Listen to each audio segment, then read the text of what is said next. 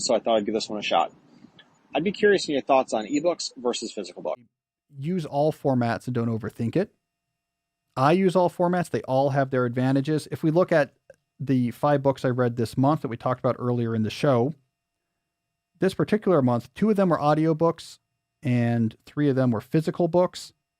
I would say in a typical month, maybe 1 audiobook, 1 or 2 Kindle books, and then 2 or 3 physical books. So I have a mix, and I don't have a huge rhyme or reason for it. I mean, I do like having a physical library.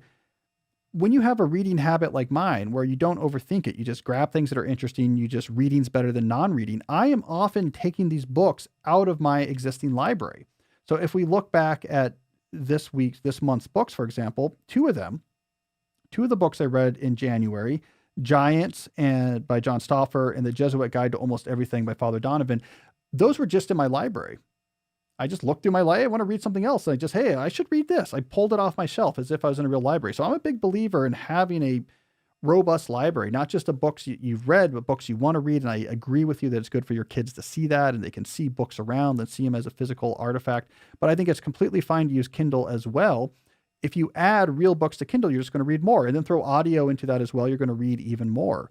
And so I will go to Kindle if I want to start a book right away and don't want to wait to have it sent to me, is one reason I'll use Kindle. Or 2, if I'm going on a trip or something where I don't want to bring a physical book, or sometimes it's a book I'm not sure about I want to own. Maybe I'll get it on Kindle. So I would say don't overthink it. Use all the formats.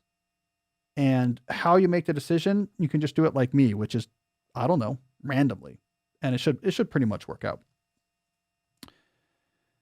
All right.